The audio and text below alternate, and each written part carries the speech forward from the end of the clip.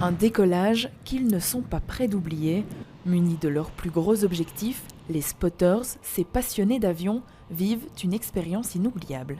C'est un petit peu comme je sais pas, un enfant dans un magasin de jouets, quoi. On a ouvert le volet, il n'y a plus de barrière, on est vraiment au plus près de l'action, le bruit, l'odeur. Cette année, 20 chanceux ont pu fouler le tarmac de Bruxelles Airport. Pour certains, cette passion du spotting est arrivée par pur hasard. Plusieurs avions militaires ont survolé notre maison et j'ai regardé sur Flight Radar de quel avion il s'agissait. C'est comme ça que tout a commencé. Puis petit à petit, je suis venue les voir ici à Zaventem et j'ai pris des photos. Chacun a ses techniques pour capturer le meilleur cliché.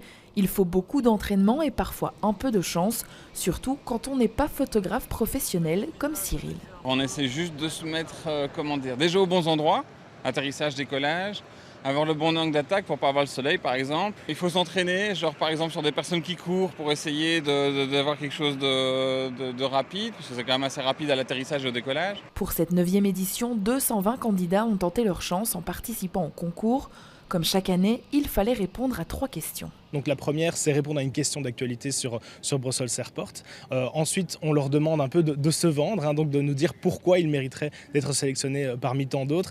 Et la troisième, c'est vraiment la question qui revient chaque année, c'est de demander un des meilleurs clichés, les plus originaux de l'avion qui a été pris sur le site de l'aéroport. Amis spotters, vous savez maintenant ce qu'il vous reste à faire pour candidater lors de la prochaine édition dans un an.